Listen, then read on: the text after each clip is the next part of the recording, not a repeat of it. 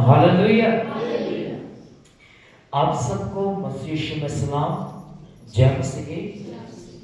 आशा करता हूं कि आप सब ठीक होंगे। सभी ठीक है? जो ठीक नहीं है वो अपना हाथ उठाए। जो ठीक नहीं है, सभी ठीक है? कितने लोग ठीक है? एक बात हमेशा याद रखिएगा, अगर इस जगह पर एक व्यक्ति है तो उसकी आवाज धीमी रहेगी या उसकी आवाज कम होती है। पर अगर इस जगह पर 40 बंदे बैठे हैं तो उनकी आवाज ज्यादा होती है और ऊंची होती है और तेज होती है। Hallelujah, hallelujah. तो इस जगह पर हम कितने हैं? 35 से ज्यादा है या 40 के आसपास है, 30 है। Hallelujah, hallelujah. तो हमारी आवाज एक व्यक्ति के समान नहीं होनी चाहिए। इस जगह पर अगर 30 व्यक्ति हैं तो 30 व्यक्ति से भी ज्यादा होनी चाहिए। आमीन, आमीन। कितने लोगों को परमेश्वर ने जुबान दी है? सभी के पास जुबान है ना? तो सभी जवाब देते हैं ना जब कुछ सवाल पूछा जाए। अगर जुबान नहीं है फिर तो जुबान बंद करके बैठे रहिएगा, अगर जुबान है तो फिर जवाब देते रहिएगा। आमीन, आमीन। हमेशा याद रखिए कि जब आप अपनी लड़ाई खुद लड़ते हो, जब परमेश्वर आपके युद्ध में इन्वॉल्व नहीं होते, तब आप युद्ध हारते हो। सुना सभी ने? क्या बोला मैंने? क्या बोला? सुना सभी ने ना? तो बताइए क्या सुना आपने अभी? जब हम अपनी लड़ाई खुद लड़ते हैं तो हार जाते हैं। और जब हम अपनी लड़ाई को अपने बल से जीतने का प्रयास करते हैं, लड़ाई को कुछ भी हो सकती है। मैं ये नहीं कहता कि गली वालों से झगड़ा है या आपके संगियों से या आपके रिश्तेदारों से कोई झगड़ा है, उसकी बात नहीं कर रहा। मैं आत्मिक जीवन की बात कर रहा हूँ। चाहे वो आपकी प्रेयर लाइफ को लेकर है, चाहे वो उपवास को लेके है, चाहे वो बिजनेस को लेके है, चाहे वो कुछ भी हो सकता है, चाहे बीमारियों को लेके हो सकता है। पर जब आप परमेश्वर को आगे नहीं रखोगे तो आप हार जाओगे, क्योंकि यीशु मसीह जो है वो हमारी ढाल है, वो हमारी चट्टान है, वो हमारा किला है, हमारे छिपने का स्थान है। जब तक हम उसको पीछे रखेंगे या हम खुद आगे बढ़ के अपनी जिंदगी की लड़ाइयों को जीतने की कोशिश करेंगे तो हम हर लड़ाई हार जाएंगे। पर जब खुद यीशु मसीह हमारे आगे होकर चलेगा तब हर युद्ध हमारे हक में होगा और हम हर युद्ध क्या हो जाएंगे? जीत जाएंगे। आमीन, आमीन, हालेलुया, हालेलुया। कलाम ने लिखा, एक ऐसी ही जीत का सामना करने के लिए इजरायली गए। इजरायलियों को लगता था कि परमेश्वर हमारी ओर है, पर उस समय परमेश्वर उनकी तरफ नहीं था, क्योंकि परमेश्वर ने इजरायलियों को कहा था कि तुम जहां कहीं जाओगे, जो भी युद्ध लड़ोगे, उसमें मैं तुम्हें फतह दूंगा। इससे पहले उन्होंने एक बड़ा युद्ध और बड़ी जीत हासिल की थी, बड़ी जीत, और वो थी यरीहो शहर के ऊपर जीत हासिल करना। यरीहो नगर, यरीहो शहर उस समय का एक ऐसा राज्य था जिसकी दीवार इतनी मोटी थी कि एक टाइम पर 7 रथ उसके ऊपर भाग सकते थे। कितने रथ? 7 रथ एक बार में उसके ऊपर भाग सकते थे, इतनी दीवार मोटी थी। एक रथ की चौड़ाई कितनी होती है, क्यों बता सकते हैं? आइडिया है किसी को? एक रथ की जो चौड़ाई कितनी हो सकती है? 6 फीट चौड़ाई 6 फीट हो। Hallelujah, hallelujah. 6 फीट मान लीजिए, चलो मानो 5 फीट है, मान के चलो 5 फीट है उसकी चौड़ाई एक रथ की। तो 7 रथों की कितनी हो जाएगी? अरे बताओ। 42 कितनी हो जाएगी? 5 रथों की चौड़ाई, या मान लो 7 रथों की चौड़ाई 5 फीट के हिसाब से कितनी हो जाएगी? 350 अरे बोलो। 350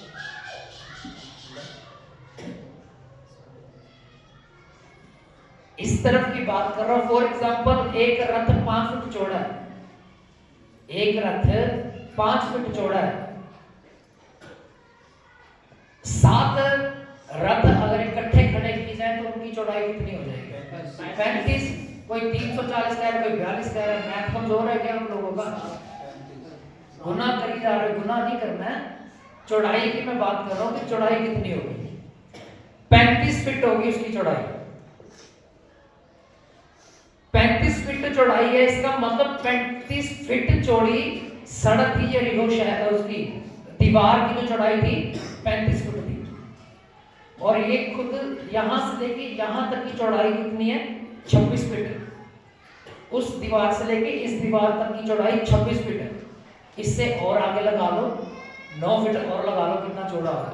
वो दीवार इतनी ज्यादा मोटी थी, परमेश्वर ने बोला कि तुम उस नगर के चारों ओर चक्कर लगाओ और एक दिन में एक चक्कर, और जब आओ तो आके तुरियां बजाना, शंख फूकना, इंस्ट्रूमेंट प्ले करना, परमेश्वर की महिमा करना।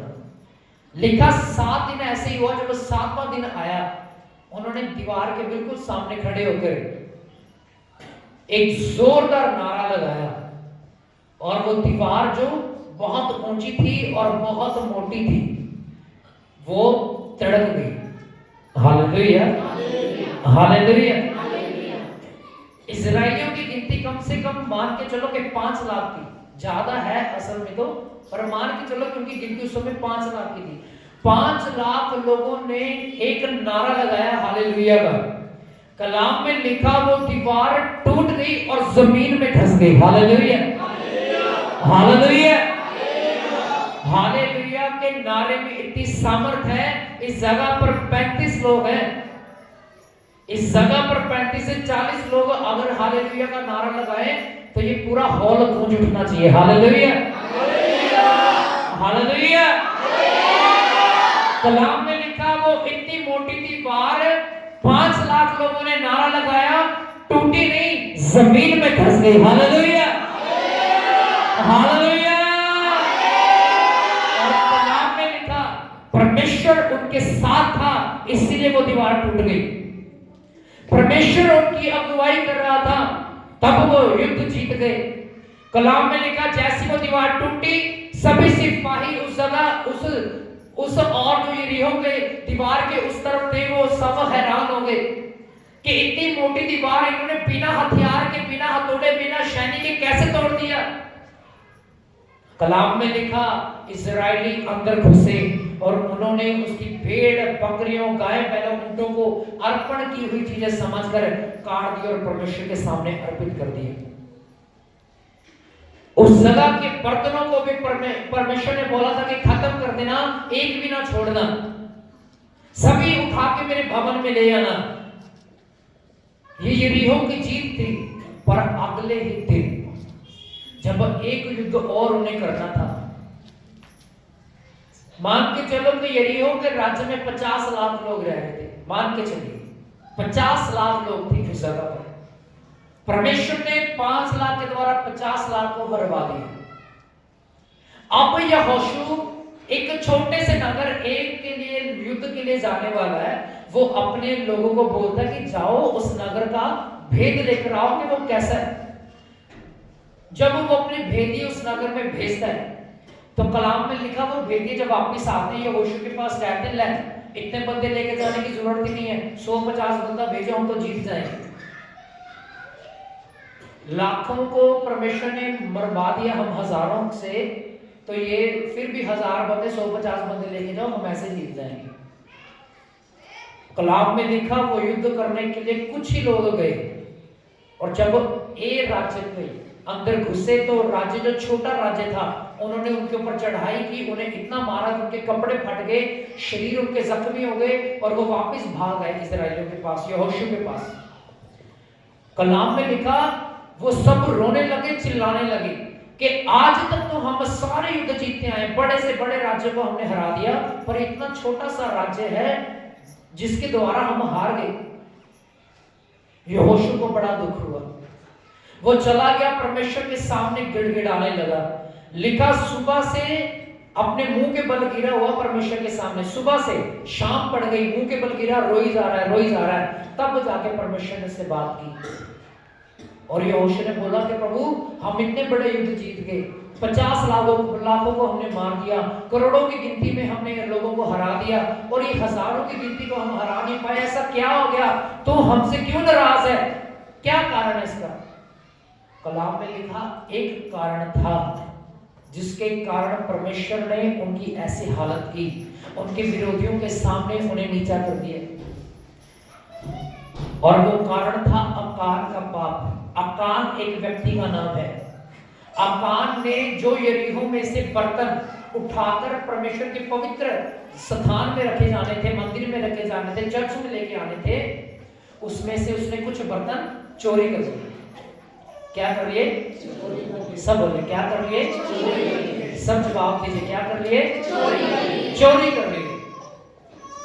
और परमेश्वर के वचन में क्या लिखा है? चोरी करना क्या है? सब बोले चोरी करना क्या है? सब बोले क्या है? सुंडी बोल नहीं रहा, क्या है? फिर से बोलेंगे क्या है? हालेलुया। चोरी करना क्या है? और कलाम में लिखा जैसे ही उसने बर्तन उठाए, उसने चोरी की, वो परमेश्वर की नजर में क्या हो गया? पापी हो गया।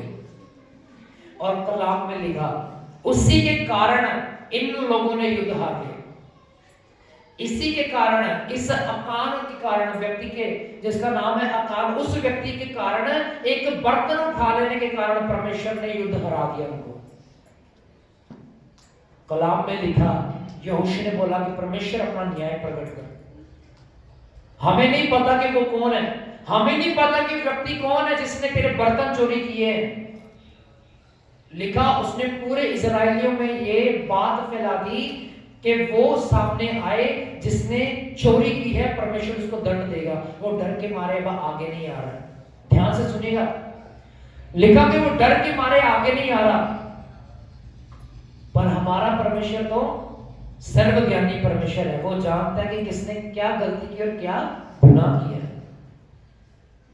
कलाम में लिखा अकान बाहर आया।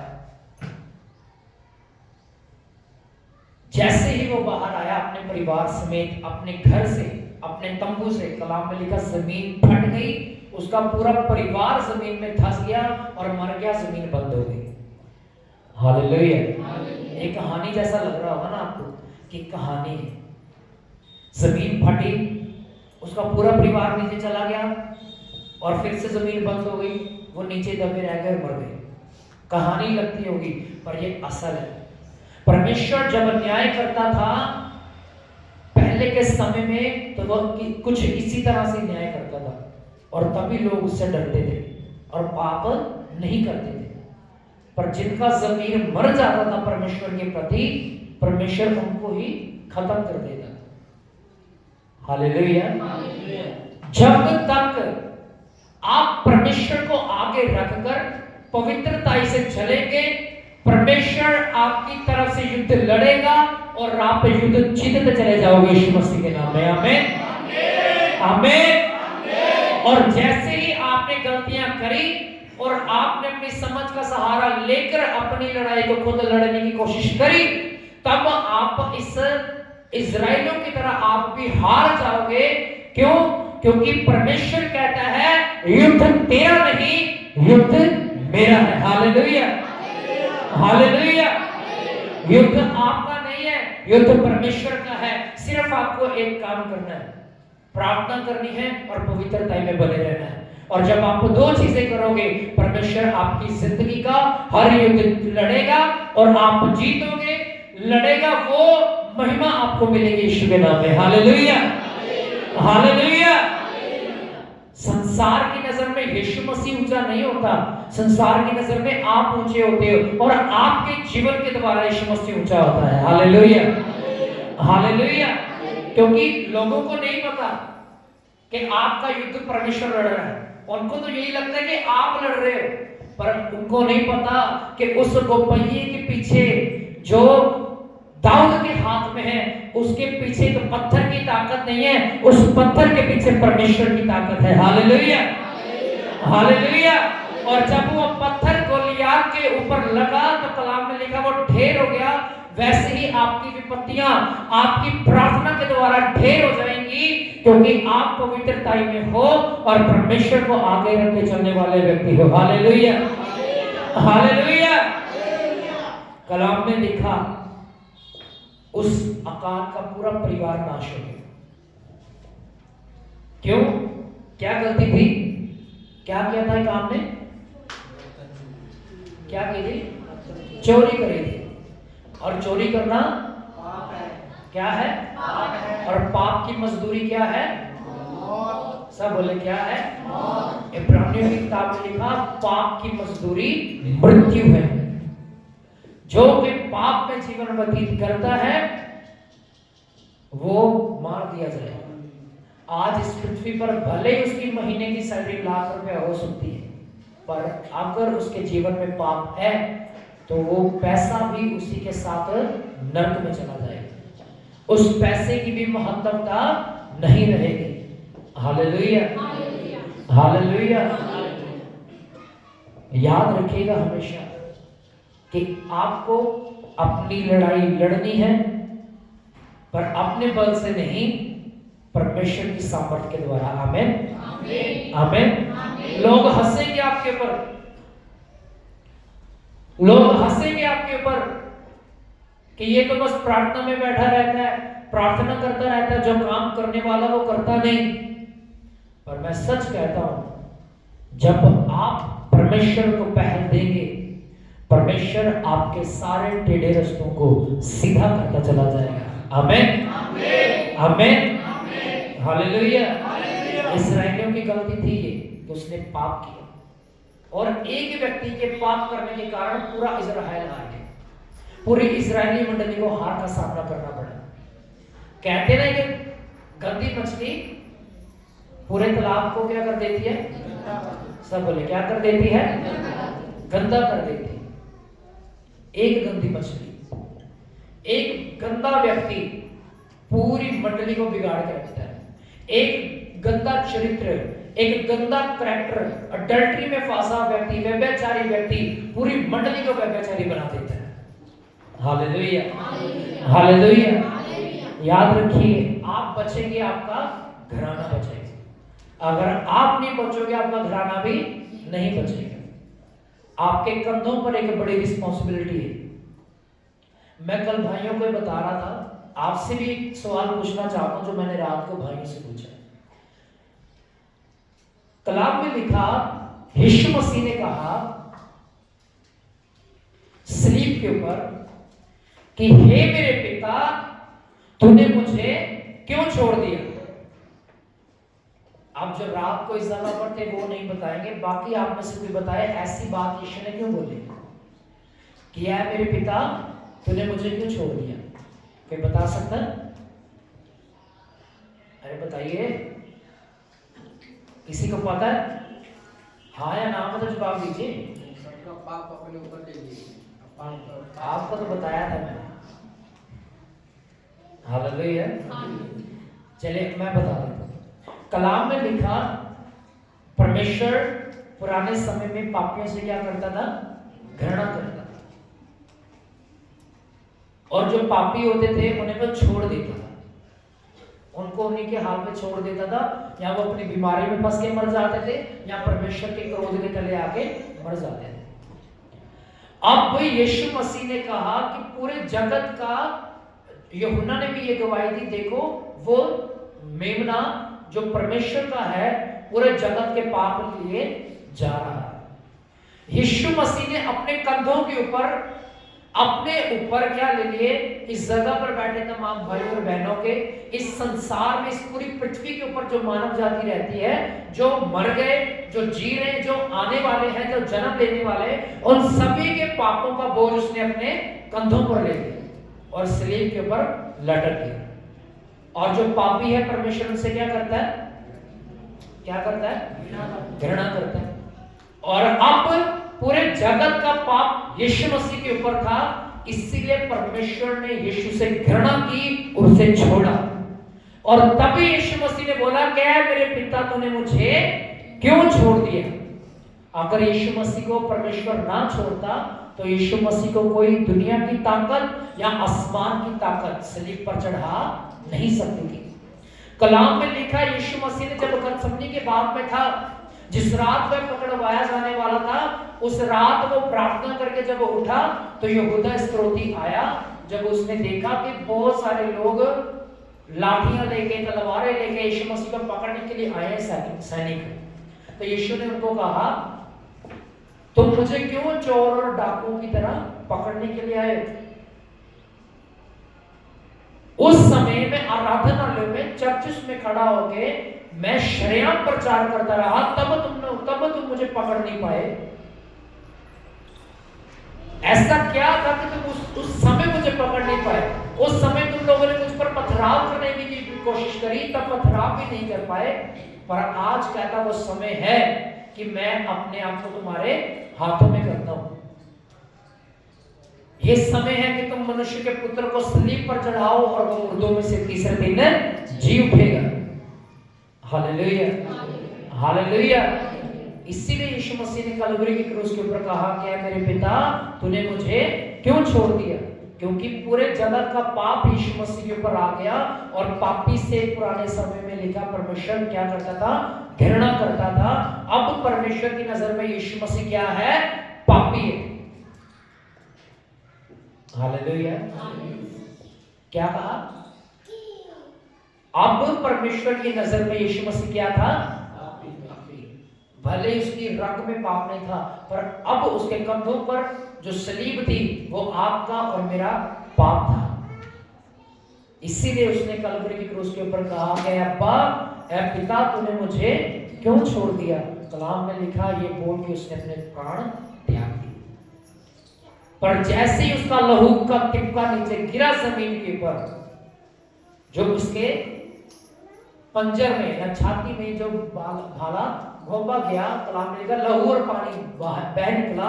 जैसे वो जमीन पर गिरा, कलाम में लिखा उसी समय से आप और मैं धर्मी गिनेंगे। Hallelujah, hallelujah. क्यों? क्योंकि यीशु ने अपनी प्राण को त्यागा। जैसे त्यागा, मंदिर का पर्दा बीच से फट गया और पूरी धरती में के बीच में दरार आ गई। धरती भी दो हिस्से हो गई। पर्दा जो मंदिर के बीच में लगा होता था वो भी दो हिस्से हो गया। और परमेश्वर ने आपको और मुझे बचा लिया। आमीन, आमीन। परमेश्वर अब पाप से घृणा करता है पर पापी से प्रेम करता है। इस समय में, इस युग में, जिस युग में अब हम जी रहे हैं, इस युग में परमेश्वर पाप से घृणा करता है और पापी से प्रेम करता है। हालेलुया। इसीलिए उसने अपनी जान आपके लिए दे दी ताकि आप पाप न करो, आप और मैं उसके साथ सदा काल का राज्य कर सके। आमीन, आमीन, हालेलुया, हालेलुया। समझ आ रही है सभी को? कितनों को समझ आ रही है? आमीन। परमेश्वर के बिना युद्ध जीतना असंभव है। अगर आप उसके बिना लड़ोगे आप हार जाओगे। अगर आप परमेश्वर को आगे रख के अपनी ढाल बनाकर चलोगे तो लड़ाई परमेश्वर की, लड़ाई तो आपकी होगी, लड़ेगा परमेश्वर, जीतोगे आप, महिमा आपको मिलेगी, पर आपके द्वारा परमेश्वर को महिमा मिलेगी। आमीन, आमीन, हालेलुया, हालेलुया।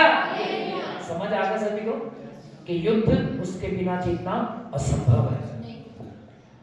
युद्ध उसके बिना जीतना असंभव है। जब आप उसको आगे लेके चलोगे तो आप अपनी जिंदगी का हर युद्ध जीतोगे। आमीन आमीन। वो बातें, वो पाप जो बाइबल में लिखे हैं कि तुम्हें ये नहीं करना, वो बातें जो लिखी कि तुम्हें ये चीजें नहीं करनी, जब आप उसे नहीं करते हो तब आप परमेश्वर के संतान बन जाते हो, आप धार्मिकता के वारिस हो जाते हो। आमीन आमीन। एक बार पढ़वा ही देता हूँ। लिखा है, गलातियों की किताब निकालेंगे, गलातियों की किताब उसका 5 अध्याय निकालेंगे, जल्दी से निकालेंगे। जिसको मिल गया वो 5 की 16 पढ़े। गलातियों 5 की 16। और मैं कहता हूँ, आत्मा के अनुसार चलो, हाँ तो तुम शरीर की लालसा किसी रीति से पूरा न करो। जी, आगे। क्योंकि शरीर आत्मा के विरोध में और आत्मा शरीर के विरोध में लालसा करता है, और ये एक दूसरे के विरोधी हैं, इसलिए कि जो तुम करना चाहते हो वह न करने पाओ। और यदि तुम आत्मा के चलाए चलते हो तो व्यवस्था के अधीन न रहे। अब वो काम जो यीशु मसीह ने करने के लिए हमें मना किए हैं, पर हम कभी ना कभी पूरे एक दिन में इनमें से बहुत सारे काम कर देते हैं। पढ़ेंगे शरीर के काम क्या है, पढ़िए। शरीर के काम तो प्रकट है जी, अर्थात व्यभिचार। अब ध्यान से सुनेगा सभी। सबसे पहला है व्यभिचार, आगे गंदे काम, गंदे काम, लुचपन, मूर्ति पूजा, टोना, बैर, झगड़ा, ईर्ष्या, क्रोध, विरोध, फूट, विधर्म, ढाह और मतवालापन, लीला क्रीड़ा और इनके जैसे और काम हैं। इनके विषय मैं तुमसे पहले से ही कह देता हूँ, जैसा पहले भी कह चुका हूँ, कि ऐसे ऐसे काम करने वाले परमेश्वर के राज्य के वारिस ना होंगे। सबसे पहली बात कौन सी बोलता है वो? व्यभिचार। क्या बोल रहा है? सभी बोले, सभी मेरी तरफ देखेंगे, मेरे पीछे बोलेंगे। जो शरीर के काम सबसे पहला नाम है व्यभिचार। अरे बोलो, पहला कौन सा है? दूसरा है गंदे काम, बोलो। तीसरा है लुचपन, क्या है? चौथा है मूर्ति पूजा, क्या है? अरे बोलते रहना साथ साथ में, मैं थोड़ा ना बोलूंगा, आप बोलो बोलते रहना साथ ही में। आगे है टोना, आगे है बैर, फिर है झगड़ा और ईर्ष्या, फिर है क्रोध, विरोध, फूट, विधर्म, ढाह, मतवालापन, लीला क्रीड़ा। हालेलुया। देखा, और इनके जैसे और भी काम है जो मैं तुमसे पहले कह चुका हूं। ऐसे ऐसे काम करने वाले स्वर्ग के वारिस नहीं। जो व्यभिचार करता है वो स्वर्ग में नहीं जाएगा, जो टोने जादू करता है वो स्वर्ग में नहीं जाएगा, जो बैर करता है दूसरे से वो स्वर्ग में नहीं जाएगा। परमेश्वर का वचन स्पष्ट और सीधा है। अगर ये बातें आपके जीवन में है तो आप स्वर्ग के राज्य में नहीं जाओगे। व्यभिचार करने वाला स्वर्ग के राज्य में जाएगा कि नहीं जाएगा? नहीं। जाएगा कि नहीं जाएगा? नहीं। गंदे काम करने वाला जाएगा? नहीं। लुचपन करने वाला जाएगा? नहीं। मूर्ति पूजा करने वाला जाएगा? नहीं। टोना करने वाला जाएगा? नहीं। बैर करने वाला? नहीं। झगड़ा करने वाला? नहीं। ईर्ष्या करने वाला? नहीं। क्रोध करने वाला? नहीं। फूट पैदा करने वाला? नहीं। विधर्म करने वाला? नहीं। ढाह करने वाला? नहीं। लीला क्रीड़ा करने वाला? नहीं। यही काम है जो कभी ना कभी हम पूरे दिन में करते हैं। किसी ने गर्लफ्रेंड नहीं रखी, किसी ने बॉयफ्रेंड नहीं रखा, कहता मैं तो व्यभिचार करता ही नहीं। जो आंखों से देख के लड़कियों को ताड़ते हो बड़ी सुंदर है, वो व्यभिचार नहीं है। कलाम में लिखा, व्यवस्था कहती है अगर तू एक स्त्री के संग जाके सोए तो व्यभिचार करता है, पर नया नियम कहता है अगर तूने एक स्त्री को देख के अपने मन में लालसा की तो तू उसके साथ व्यभिचार कर चुका। अब तुझे उसके साथ सोने की भी जरूरत नहीं है, तू कर चुका। अब तू परमेश्वर की नजर में क्या है? पापी। हम कहते हैं कि हम बैर कब करते हैं? लड़ाई हुई होती 5 साल पहले, 6 साल बाद वो नजर आता है ये वही है, कहते हैं इसने मेरे को गालियां निकाली। बैर है अंदर आज भी, गुस्सा है अंदर आज भी, आज भी वो गुस्सा खत्म नहीं हुआ। मूर्ति पूजा इस जगह पर बैठा कोई भी नहीं करता, पर फिर भी करता है। मूर्तियों के सामने सिर नहीं झुकाते, पर फिर भी मूर्ति पूजा करते हैं। परमेश्वर को दूसरा स्थान देते हैं। सुबह उठ के पहले व्हाट्सएप चेक करते हैं मैसेज किसके आए हैं, सोशल मीडिया देखते हैं। कोई कहता मैं तो व्हाट्सएप नहीं चलाता, फेसबुक तो चलाता है। अगर सुबह उठ के पहला स्थान आपका आपके परमेश्वर को नहीं, तो आप मूर्ति पूजक हैं और आप परमेश्वर की नजर में आज भी पापी हैं। संतान तो है, वो संतान है जो उड़ाऊ पुत्र की तरह। Hallelujah, hallelujah. अपने कामों को सुधारो, अपने जीवन से ये बताओ कि आई एम अ क्रिश्चियन, मैं एक मसीह व्यक्ति हूं। आमीन, हालेलुया। आइए सभी अपनी आंखों को बंद करेंगे, अपने घुटनों पर आ जाए, सभी अपने घुटनों पर आ जाए।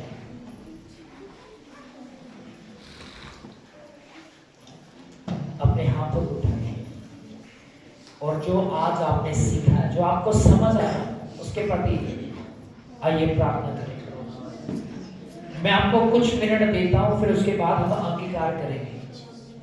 आप अपनी जुबान को खोलिए, शर्माइए नहीं कि आपका पड़ोसी आपकी आवाज को सुनेगा, आपका पड़ोसी आपके शब्द को सुनेगा।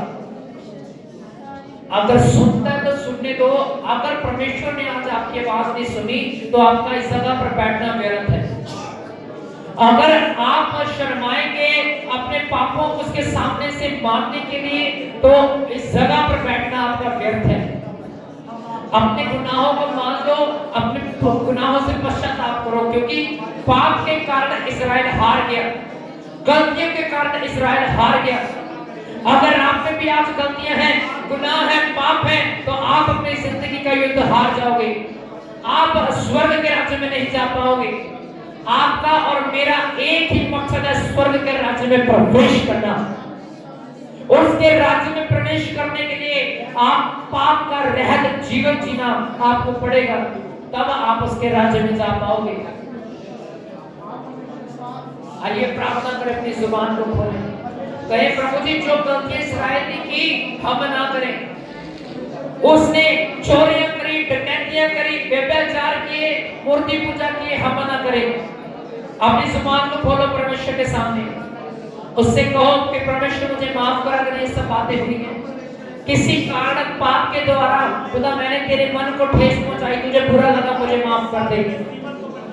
माफी मांगे उससे, 2 मिनट आपको देता हूं, माफी मांगे उस परमेश्वर से कि परमेश्वर मैंने पहला स्थान किसी और चीज को दिया है, अपने काम को दिया है, अपने पैसे को दिया है, पर मैं आज आपको अपना पहला स्थान देना चाहता हूँ। आप मेरे जीवन में आइए।